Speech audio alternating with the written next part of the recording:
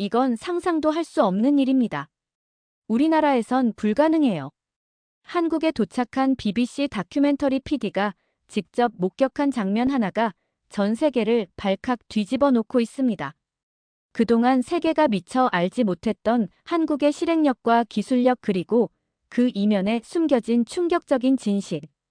도대체 무슨 일이 일어난 걸까요? 충격적인 이야기 지금 시작합니다. 딱 1초만요. 좋아요와 구독 꾹 부탁드립니다. 인천공항 출구를 나서자마자 제이슨 무어는 자신의 주변을 둘러봤습니다. 뉴욕에서 비행기를 탄 지 14시간이 흘렀지만 피로감보다는 호기심이 먼저였죠. 전 세계 도시 교통 시스템 비교 프로젝트를 진행하며 마지막 방문지로 한국을 택한 것은 그야말로 신의 한 수였네요. 복잡한 공항에서도 영어 안내판이 눈에 들어왔고 제이슨은 공항 한쪽에 자리한 교통카드 판매소로 향했습니다. 영어 메뉴가 있어요. 인천공항에서 서울역까지는 팁니 카드로 4,800원이면 됩니다. 안내원이 친절하게 말하자 제이슨은 3분 만에 교통카드를 구매하고 공항철도로 향했죠. 이거 생각보다 빠르네. 제이슨은 중얼거리며 공항철도 플랫폼에 도착했습니다.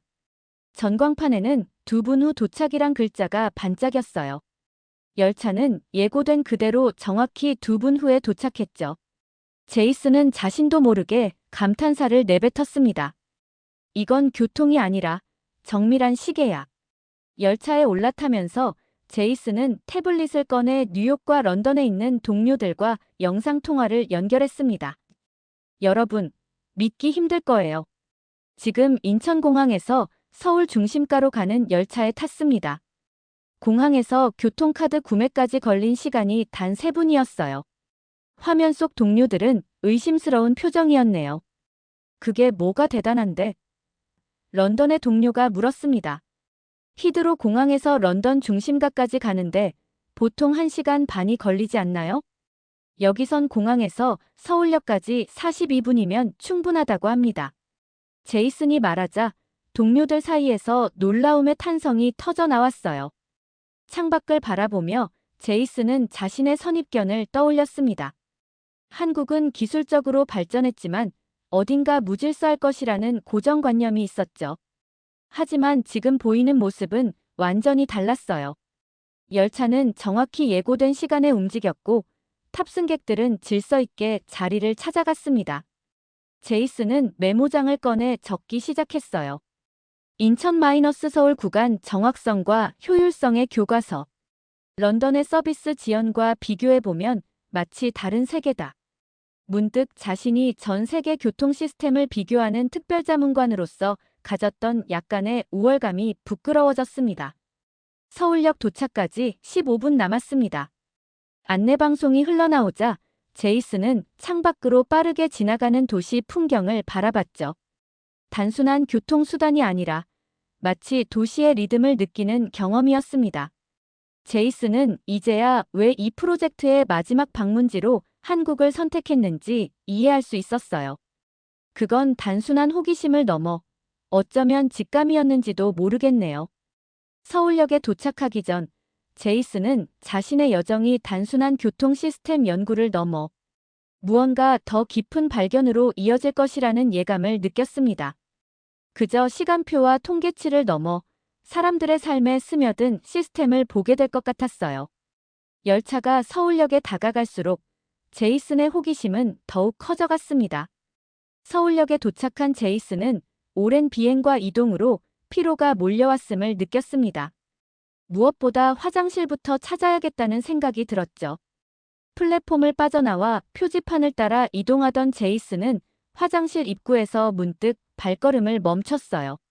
런던이나 뉴욕의 역사 화장실에서 흔히 볼 수 있는 지저분한 모습을 예상했던 것과 달리 놀랍도록 깨끗한 공간이 눈앞에 펼쳐졌습니다. 이게 정말 공공 화장실이 맞나? 제이슨은 중얼거리며 안으로 들어섰습니다. 화장실은 놀랍도록 청결했고 세면대 위의 거울은 얼룩 하나 없이 반짝였어요. 더 놀라운 것은 입구에 요금 징수소가 없다는 점이었죠. 무료라니 런던의 유료 화장실과는 너무나 대조적이었습니다. 세면대에서 손을 씻으며 제이슨은 물비누 디스펜서를 눌러보았어요. 적당한 양의 비누가 손바닥에 떨어졌고 세면대 주변은 한 방울의 물기도 없이 말끔했습니다. 거울 주변의 조명은 얼굴을 자연스럽게 비춰주었죠. 화장실 칸으로 이동하자 문 안쪽에 항균 코팅 처리가 되어 있다는 안내문이 눈에 들어왔어요. 이건 화장실이 아니라 5성급 호텔 수준이네요. 제이슨이 감탄하자 옆에서 청소를 하던 안내 직원이 미소를 지었습니다. 한국에선 위생이 자존심이에요. 공공장소일수록 더 깨끗해야 한다고 생각하죠. 제이슨은 그 말에 깊은 인상을 받았어요. 뉴욕이나 런던에서는 공공시설이라는 이유로 어느 정도의 불편함은 감수해야 한다는 인식이 있었습니다. 하지만 여기 서울역에서는 공공시설이기에 오히려 더 관리가 잘 되어 있었죠. 화장실을 나온 제이슨은 서울역의 메인 홀로 향했습니다. 높은 천장과 현대적인 디자인, 그리고 질서정연하게 이동하는 사람들이 눈에 들어왔어요. 제이슨은 다시 한번 태블릿을 꺼내 메모를 시작했습니다. 서울역 공공 화장실 무료, 청결, 항균 코팅, 적절한 조명. 이것은 단순한 편의시설이 아니라 공공 서비스에 대한 철학을 보여준다. 디테일에 대한 배려가 사용자 경험을 완전히 바꾸어 놓는다. 메모를 마치고 제이슨은 주변을 다시 한번 둘러보았어요. 사람들은 바쁘게 움직이고 있었지만 그 속에서도 일정한 질서가 느껴졌습니다. 큰 소리로 떠드는 사람도 없었고 러시아워임에도 불구하고 이상할 정도로 조용했죠. 제이슨의 시선이 한쪽 벽에 걸린 서울 지하철 노선도로 향했습니다. 복잡하게 얽힌 다양한 색상의 선들이 도시 전체를 거미줄처럼 감싸고 있었어요. 그는 자신의 일정을 확인하고 다음 목적지인 지하철 플랫폼으로 향했습니다. 이렇게 사소한 디테일까지 신경 쓴다면 지하철 시스템은 어떨지 정말 궁금하군. 제이슨은 생각했어요. 영국이나 미국에서는 공공시설의 관리가 종종 뒷전으로 밀리는 경우가 많았습니다. 예산 문제나 관리 소홀로 시설이 노후화되는 일이 비일비재했죠. 하지만 지금까지 본 서울의 모습은 그런 선입견을 완전히 뒤엎었습니다. 에스컬레이터를 타고 지하철 플랫폼으로 내려가는 동안 제이슨은 자신이 이 도시에서 또 어떤 놀라운 것들을 발견하게 될지 기대감에 부풀었어요. 화장실이라는 사소한 공간에서도 문화적 차이와 도시 철학을 엿볼 수 있다면 교통 시스템의 중심에서는 더 많은 것을 배울 수 있을 것 같았습니다. 지하철 플랫폼으로 내려간 제이슨의 눈앞에 펼쳐진 광경은 마치 정교하게 안무된 발레 공연을 보는 듯 했습니다. 사람들은 노란색 선 뒤에 가지런히 두 줄로 서 있었고 바닥에는 삼각형 모양의 스티커가 일정한 간격으로 붙어 있었어요. 무엇보다 놀라운 건 그 많은 사람들 사이에서도 들려오는 조용한 정적이었습니다. 이건 정말 놀랍군요. 제이슨은 자신도 모르게 중얼거렸습니다. 뉴욕의 지하철역에서는 상상도 할 수 없는 광경이었죠. 거기서는 사람들이 밀치고 소리치며 때로는 선로에 뛰어들 위험까지 감수하면서 열차에 올라타려고 아우성이었어요. 제이슨은 조심스럽게 사람들이 줄 서 있는 모습을 관찰했습니다. 전광판에 열차가 도착하기까지 3분이 남았다는 안내가 뜨자 사람들은 자연스럽게 위치를 잡았어요. 그는 이런 행동 패턴을 디자인된 움직임이라고 해석했습니다. 누군가 강제로 시키는 것이 아니라 사회적 합의와 디자인의 힘으로 자연스럽게 형성된 질서였죠. 문득 옆에 서 있던 젊은 여성이 제이슨에게 말을 걸었습니다. 처음 오셨나 봐요. 노란색 선 뒤로 서시면 됩니다. 제이슨은 고개를 끄덕이며 지정된 위치로 이동했어요. 매일 이렇게 줄을 서나요? 당연하죠. 다른 방법이 있나요? 여성은 당연하다는 듯 대답했습니다. 이 순간 제이슨은 문화적 차이를 실감했어요. 뉴욕이나 런던에서는 이런 질서가 불필요한 규칙으로 여겨질 수도 있지만 여기서는 자연스러운 일상이었습니다. 더 놀라운 건 이 모든 것이 특별한 강제나 감시 없이 이루어진다는 점이었죠. 지하철이 도착하자 문이 열리기 전 사람들은 타려는 승객들이 먼저 내릴 수 있도록 양쪽으로 갈라섰습니다. 그리고 모든 사람이 내린 후에야 차분하게 탑승했어요. 제이슨은 그 광경을 보며 감탄을 금치 못했습니다. 이것은 단순한 질서가 아니라 하나의 예술이야. 열차에 올라탄 제이슨은 디지털 패널을 주목했어요. 역정보와 환승 안내가 한글과 영어, 중국어, 일본어로 표시되어 있었습니다. 또한 각 좌석 위에는 노약자석 표시가 있었고 승객들은 그것을 자연스럽게 존중하고 있었죠. 제이슨은 다시 태블릿을 꺼내 메모했습니다. 서울 지하철 플랫폼 공공 디자인의 힘. 강제나 감시 없이도 자발적으로 움직이는 대중. 이것은 단순한 규칙이 아니라 사회적 합의에 기반한 문화적 현상이다. 지하철이 다음 역에 도착할 때마다 제이슨은 사람들의 행동 패턴을 관찰했어요. 모든 역에서 같은 질서가 반복되었습니다. 어디서나 사람들은 줄을 서고 먼저 내리는 승객을 배려했죠. 더욱 놀라운 점은 러시아워임에도 불구하고 소란스럽지 않다는 것이었습니다. 창밖으로 지나가는 역들을 보며 제이슨은 문득 플랫폼의 또 다른 특징을 발견했어요. 모든 역에는 스크린 도어가 설치되어 있었습니다. 런던이나 뉴욕에서는 일부 역에만 설치된 것과 달리 서울은 모든 역에 예외 없이 설치되어 있었죠. 왜 이렇게 철저히 스크린 도어를 설치했을까? 제이슨은 궁금증이 생겼어요.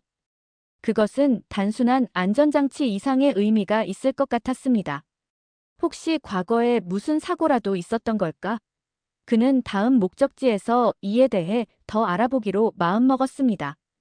열차가 목적지에 가까워지며 제이슨은 서울의 지하철 시스템이 단순한 교통수단을 넘어 하나의 사회적 공간으로 기능하고 있음을 느꼈어요. 그것은 효율성만을 추구하는 것이 아니라 사람들 사이의 배려와 존중을 디자인에 녹여낸 결과물이었습니다.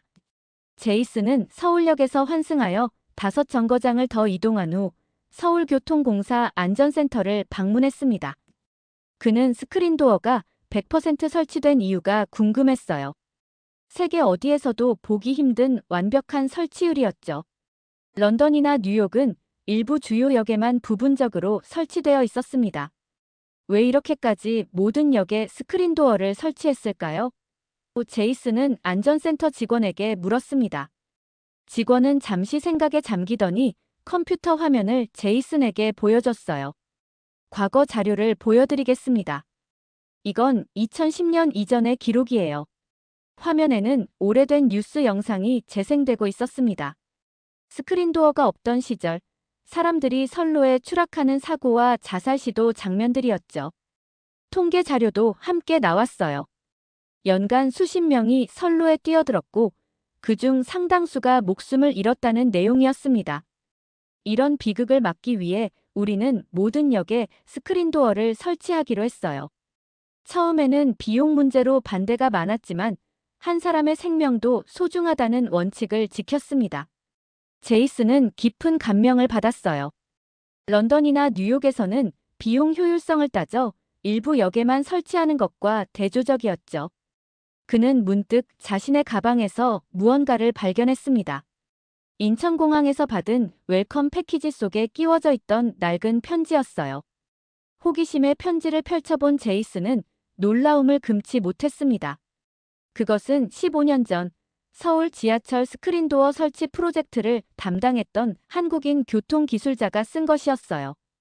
존경하는 미래의 방문객에게 편지는 이렇게 시작했습니다. 당신이 서울의 지하철을 이용할 때 아마 모든 역에 설치된 스크린도어를 당연하게 여길지도 모릅니다. 하지만 우리는 한 사람이라도 더 살리고 싶었습니다. 기술의 목적은 생명을 지키는 것. 그것이 우리의 신념이었습니다. 제이슨은 편지를 읽으며 깊은 감동을 느꼈어요. 숫자와 비용을 넘어 생명의 가치를 우선시한 결정이었습니다. 그는 다시 안전센터 직원을 바라보았죠. 스크린도어 설치 후 사고율은 어떻게 됐나요? 선로 추락 사고는 거의 제로에 가깝게 줄었습니다. 또한 미세먼지도 30% 이상 감소했죠. 단순한 안전장치를 넘어 환경 개선 효과도 있었어요. 제이슨은 고개를 끄덕였습니다. 이것은 단순한 교통 시스템의 개선이 아니라 도시가 시민의 생명을 어떻게 바라보는지에 대한 철학이 담긴 결정이었어요. 안전센터를 나오면서 제이슨은 다시 한번 편지를 바라보았습니다. 편지 끝에는 발신인의 이름이 적혀 있었어요. 이정현, 서울교통공사 안전시스템 팀장. 그는 태블릿을 꺼내 메모했습니다. 스크린도어의 철학 비용보다 생명을 우선시하는 결정. 안전은 선택이 아닌 필수라는 메시지. 이것은 기술의 목적에 대한 근본적인 질문을 던진다. 센터를 나와 다시 지하철에 탑승한 제이슨은 이제 스크린도어를 다른 시선으로 바라보게 되었어요. 그것은 단순한 시설물이 아니라 누군가의 아픈 기억과 결단이 만들어낸 결과물이었습니다. 모든 역에 설치된 스크린도어는 과거의 비극을 지우고 더 안전한 미래를 만들기 위한 노력의 산물이었죠. 열차가 다음 목적지로 향하는 동안 제이슨은 창밖으로 스쳐 지나가는 풍경을 바라보며 생각에 잠겼습니다. 편지를 쓴 이정현이란 사람은 지금 어디에 있을까? 그리고 그가 꿈꾸던 안전한 도시는 이제 현실이 되었는데 그는 그 결과를 보고 있을까? 이런 생각들이 제이슨의 머릿속을 맴돌았어요. 서울의 날씨는 변덕스러웠습니다. 오전에 맑은 하늘이 어느새 회색 구름으로 뒤덮였고 제이슨이 구로구의 스마트 정류장에 도착할 무렵에는 빗방울이 떨어지기 시작했어요. 그는 서둘러 정류장 안으로 들어갔습니다. 이게 바로 그 유명한 스마트 정류장이군요. 제이슨은 내부를 둘러보며 감탄했습니다. 정류장은 일반적인 버스 대기소와는 완전히 달랐어요. 투명한 벽면, 자동문, 그리고 내부에 설치된 다양한 기술 장치들이 눈에 띄었죠. 실내 온도는 쾌적했습니다. 바깥은 습하고 더웠지만 정류장 내부는 적절히 냉방이 되어 있었어요. 한쪽 벽에는 대형 디스플레이가 설치되어 있었고 버스 도착 정보와 날씨, 미세먼지 정보가 실시간으로 표시되고 있었습니다. 놀랍네요. 이런 곳에서 버스를 기다릴 수 있다니. 제이슨이 중얼거리자 옆에서 정류장을 관리하는 듯한 여성이 다가왔어요. 처음 방문하셨나요? 저희 스마트 정류장은 공조 시스템과 미세먼지 정화 기능이 있습니다. 지금 바깥 미세먼지 지수는 나쁨이지만 이곳은 좋음 수준을 유지하고 있죠. 여성은 자신을 이정미 반장이라고 소개했습니다. 제이슨은 그 이름에 문득 편지 생각이 났어요. 혹시 이정현이라는 분을 아시나요? 서울교통공사에서 일하셨던. 이정미의 얼굴에 놀라움이 번졌습니다. 제 아버지 이름이에요. 어떻게 아세요? 제이슨은 가방에서 편지를 꺼내 보여주었어요. 이정미는 편지를 받아들고 잠시 말을 잇지 못했습니다. 그녀의 눈가에 살짝 눈물이 맺혔죠. 아버지가 돌아가시기 전에 쓰신 편지네요. 인천공항 웰컴센터에 여러 통을 맡기셨다고 하셨어요. 언젠가 외국에서 온 교통 전문가들이 읽어볼 수 있게요. 제이슨은 깊은 감동을 느꼈습니다. 편지를 쓴 사람의 딸을 이렇게 우연히 만나다니 이건 단순한 우연이 아닌 것 같았어요. 갑자기 정류장 외부에서 우박이 쏟아지기 시작했습니다. 사람들이 비를 피해 정류장으로 뛰어들어왔어요. 자동문이 센서를 통해 사람들을 인식하고 빠르게 열리면서 누구도 비에 젖지 않게 도왔습니다. 이런 극단적 날씨에도 대비가 되어 있군요. 제이슨이 말했습니다. 이정민은 고개를 끄덕였어요. 아버지는 항상 기술이 사람을 위해 존재해야 한다고 하셨어요. 단순히 스마트하다는 수식어를 붙이기 위한 기술이 아니라 실제로 사람들의 일상을 편하게 해주는 기술이 중요하다고요. 제이슨은 그 말에 깊이 공감했습니다.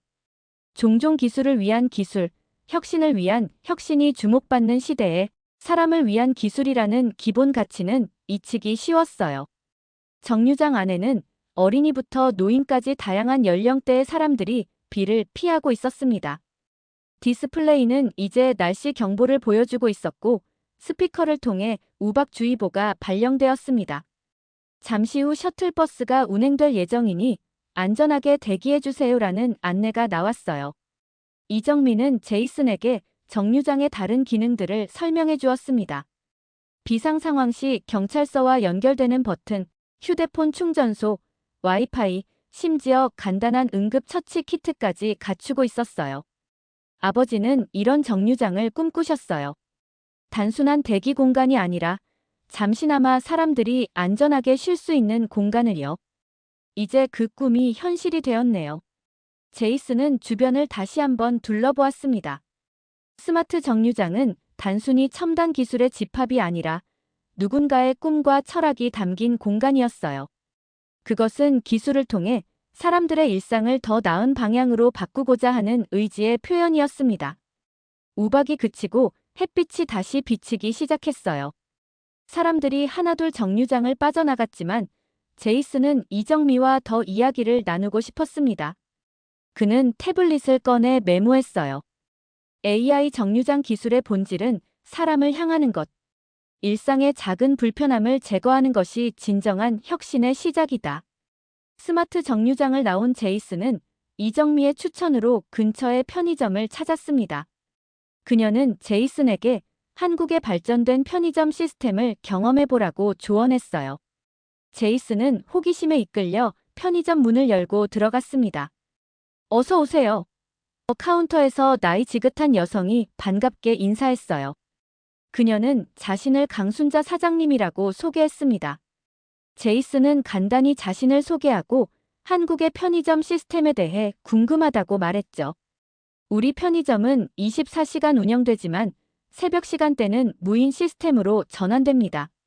손님들이 직접 물건을 고르고 결제할 수 있죠. 강순자 사장님은 제이슨에게 무인 결제 시스템을 보여주었어요. 터치스크린과 바코드 스캐너, 그리고 다양한 결제 옵션이 준비되어 있었습니다. 제이슨은 그 시스템이 얼마나 쉽게 조작되는지 확인하고 싶었어요. 한번 시도해 볼까요? 제이슨이 물었습니다. 물론이죠. 음료수 하나 골라보세요. 강순자 사장님이 웃으며 권했어요. 제이슨은 냉장고에서 생수 한 병을 꺼내 무인 계산대로 가져왔습니다. 화면의 안내에 따라 바코드를 스캔하자 금액이 표시되었고 카드를 대면 결제가 완료된다는 메시지가 떴어요. 정말 간단하네요. 하지만 이런 무인 시스템에서 술이나 담배 같은 제한 상품은 어떻게 처리하나요? 제이슨이 궁금해했습니다. 강순자 사장님은 미소를 지으며 설명했어요. 시스템이 주류나 담배를 인식하면 자동으로 신분증 확인 절차가 진행됩니다. 손님은 자신의 팁니 카드로 성인 인증을 할 수 있고 미성년자라면 결제가 차단되죠. 제이슨은 감탄했습니다. 이런 섬세한 시스템은 뉴욕이나 런던의 편의점에서는 보기 힘든 것이었어요. 그는 팁니 카드라는 표현이 궁금해졌습니다. 팁니 카드가 뭔가요? 아, 당신이 공항에서 구매한 교통카드예요. 하지만 단순한 교통수단이 아니라 신분증, 결제수단, 포인트 카드 등 다양한 기능을 가진 만능 카드죠. 제이슨은 자신의 주머니에서 교통카드를 꺼내 바라보았습니다. 이 작은 카드 한 장으로 도시의 모든 시스템에 접근할 수 있다니 놀라웠어요. 그는 문득 보안에 대한 걱정이 들었습니다. 카드를 분실하면 어떻게 되나요? 누구나 내 정보로 물건을 살 수 있나요? 강순자 사장님은 고개를 저었어요. 주요 거래는 비밀번호나 생체 인증이 필요합니다. 또한 분실 신고를 하면 즉시 사용이 중지되죠. 시스템이 사용자를 보호하도록 설계되어 있어요. 제이슨은 감명받았습니다. 기술적 편리함을 제공하면서도 사용자의 안전을 최우선으로 고려한 시스템이었어요. 그는 강순자 사장님에게 더 궁금한 점을 물었습니다. 무인 시스템으로 전환하면 도난이나 사기 같은 문제는 없나요? 강순자 사장님은 잠시 생각에 잠기더니 의미심장한 대답을 했어요. 물론 처음에는 걱정이 많았죠. 하지만 놀랍게도 무인 시스템 도입 후 오히려 도난이 줄었어요. 기술이 신뢰를 지킬 때 사람도 달라지는 것 같아요. 그 말에 제이슨은 깊은 인상을 받았습니다. 단순히 편리함을 넘어 신뢰의 문화를 만들어내는 기술이라는 개념이 새로웠어요. 뉴욕이나 런던에서는 무인 시스템이 곧 도난과 사기의 증가로 이어질 거라는 예상이 지배적이었습니다. 강순자 사장님은 계속해서 이야기했어요. 우리 편의점은 이 동네 주민들의 사랑방 같은 곳이에요. 사람들은 여기서 만나고 이야기하고 때로는 서로 도움을 주죠. 기술이 사람 사이의 관계를 끊는 것이 아니라 오히려 더 많은 시간을 관계에 쓸 수 있게 도와줍니다. 제이슨은 편의점 내부를 둘러보았습니다. 한쪽에는 작은 테이블과 의자가 있었고 몇몇 손님들이 앉아 간식을 먹으며 대화를 나누고 있었어요. 그것은 단순한 상품 판매 공간이 아니라 지역 커뮤니티의 중심이었습니다. 아, 오늘 저녁에 우리 제작팀과 회식이 있어요. 한국 회식 문화도 경험해보면 좋을 것 같습니다. 강순자 사장님이 제안했어요. 제이슨은 고개를 끄덕였습니다. 이제 그는 한국의 기술과 시스템을 넘어 그 속에 담긴 사람들의 이야기와 문화를 더 깊게 경험하고 싶어졌어요. 그는 태블릿을 꺼내 다시 메모했습니다. 무인 편의점 시스템 기술이 신뢰를 만들고 신뢰가 문화를 바꾼다. 이것은 단순한 자동화가 아니라 사회적 관계의 재구성이다. 저녁이 되자 제이슨은 강순자 사장님의 소개로 알게 된 서울 교통 시스템 다큐멘터리 제작팀과 만났습니다. 그들은 제이슨을 강남의 한 삼겹살 전문점으로 안내했어요. 가게 문을 열자마자 풍겨오는 고기 굽는 향과 왁자지껄한 분위기가 제이슨을 반겼습니다. 우와, 정말 활기찬 분위기네요. 제이슨이 말했어요. 뉴욕의 레스토랑과는 확연히 다른 열정적인 분위기였습니다. 제작팀의 팀장 김민수가 자리에 앉자 모두가 일제히 자세를 바로 했어요. 오늘은 특별한 손님이 오셨으니 정말 신나게 즐깁시다. 제이슨 씨, 한국의 회식 문화를 체험해보세요. 테이블에는 이미 소주와 맥주, 그리고 각종 반찬들이 놓여 있었습니다. 신입 팀원 윤지훈이 제이슨 옆에 앉아 한국 음주 문화에 대해 설명하기 시작했어요. 이게 바로 소맥입니다. 소주와 맥주를 섞은 건데 처음 드시는 분들에게 인기가 많아요. 윤지훈은 소주잔에 맥주를 조심스럽게 섞으며 말했습니다. 제이슨은 호기심에 소맥을 한 모금 마셨어요. 예상보다 부드러운 맛이었습니다. 생각보다 괜찮네요. 영국이나 미국에서는 이렇게 술을 섞어 마시는 문화가 흔하지 않아요. 고기가 테이블에 도착하자 팀장이 직접 불판 위에 고기를 올렸습니다. 고기가 지글지글 익어가는 소리와 함께 대화가 더욱 활발해졌어요. 제이슨은 이 모습이 마치 의식과도 같다고 느꼈습니다. 한국에서는 회의보다 이런 식사 자리가 더 중요한 경우가 많습니다. 윤지훈이 소곤거렸어요. 여기서 진짜 결정이 이루어지고 팀의 유대감이 형성되죠. 제이슨은 고개를 끄덕였습니다. 뉴욕에서는 업무와 사생활을 철저히 분리하는 경향이 있어요. 직장 동료와 이렇게 음식을 나누고 술을 마시는 문화가 흔치 않죠. 팀장 김민수가 갑자기 제이슨에게 소주 한 잔을 권했습니다. 제이슨 씨, 한국에서는 윗사람이 술을 따라주면 두 손으로 받는 게 예의입니다. 제이슨은 윤지훈의 작은 도움으로 두 손으로 잔을 받아들었어요. 그때 윤지훈이 작게 속삭였습니다. 이게 바로 눈치 문화예요. 상대방의 행동과 기대를 읽고 적절히 반응하는 거죠. 술자리가 무르익자 팀원들은 제이슨에게 한국의 교통 시스템에 대한 솔직한 의견을 물었습니다. 제이슨은 자신이 경험한 놀라운 점들을 진솔하게 이야기했어요. 스크린도어 프로젝트가 정말 인상적이었습니다. 생명을 우선시하는 결정이었다고 생각해요. 제이슨의 말에 팀원들은 고개를 끄덕였습니다. 대화는 자연스럽게 흘러갔고 식사가 끝나갈 무렵 팀장이 제안했어요. 다음은 노래방에 가야죠. 제이슨은 살짝 당황했지만 다른 팀원들의 열정적인 반응에 이끌려 노래방으로 향했습니다. 작은 방에 모인 팀원들은 각자 노래를 부르며 스트레스를 해소했어요. 처음에는 어색해하던 제이슨도 결국 비틀즈의 헤이 주드를 불렀고 모두가 함께 후렴구를 따라 불렀습니다.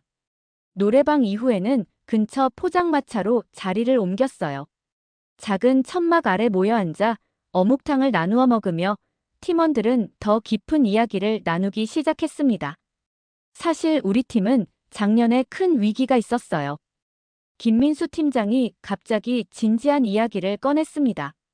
프로젝트 중간에 예산이 삭감되었죠. 하지만 모두가 포기하지 않고 함께 해결책을 찾았습니다. 이런 회식 자리에서 나온 아이디어로 위기를 넘겼어요.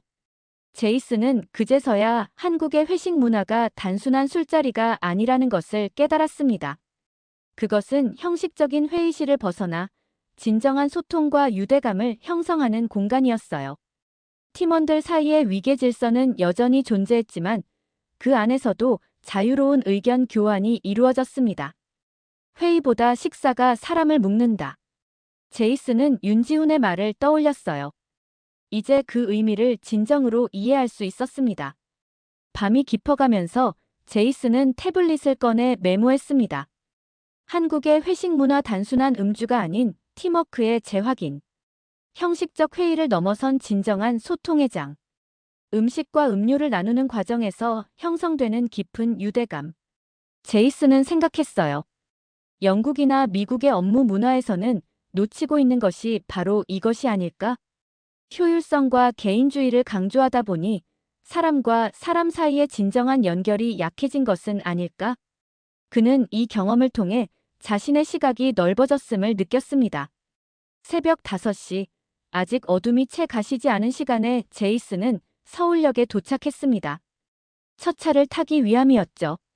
그는 자신의 마지막 일정으로 영국 BBC 방송국과의 생중계를 준비하고 있었습니다.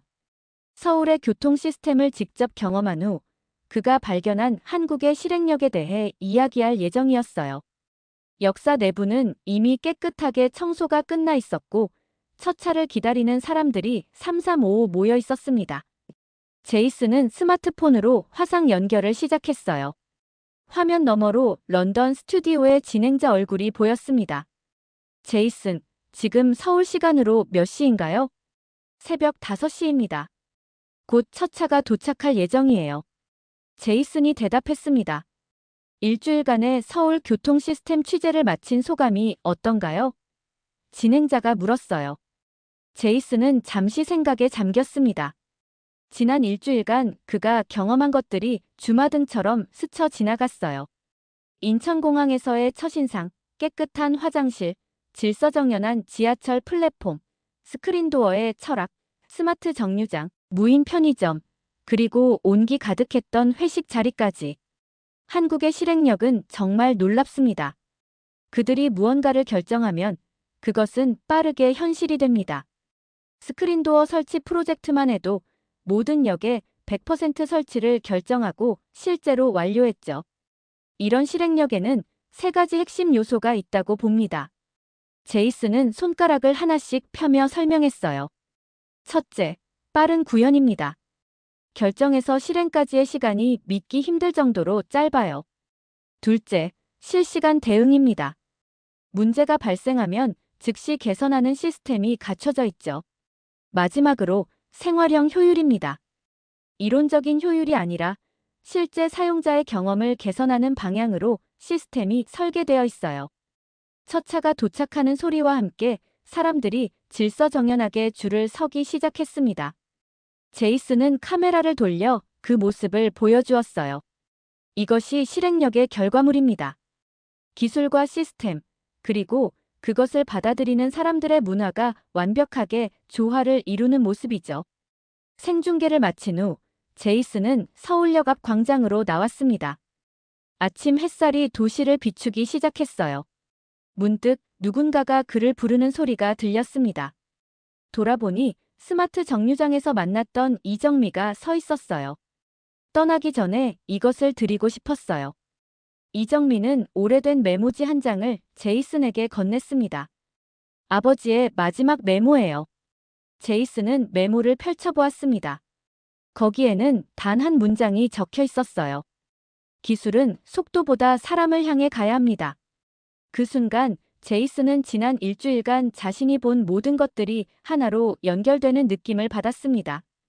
깨끗한 화장실, 안전한 스크린도어, 편리한 스마트 정류장, 신뢰 기반의 무인 시스템, 그리고 사람을 묶는 회식 문화까지. 모든 것의 중심에는 사람이 있었어요. 당신 아버지의 철학이 지금의 서울을 만들었군요. 제이슨이 감동에 젖어 말했습니다. 이정민은 미소를 지었어요. 아버지 한 사람의 철학이라기보다 우리 모두의 가치관이라고 생각해요. 기술이 발전할수록 더욱 사람을 생각하게 되는 역설이죠. 제이슨은 공항으로 향하는 리무진 버스에 오르기 전 마지막으로 서울의 풍경을 바라보았습니다.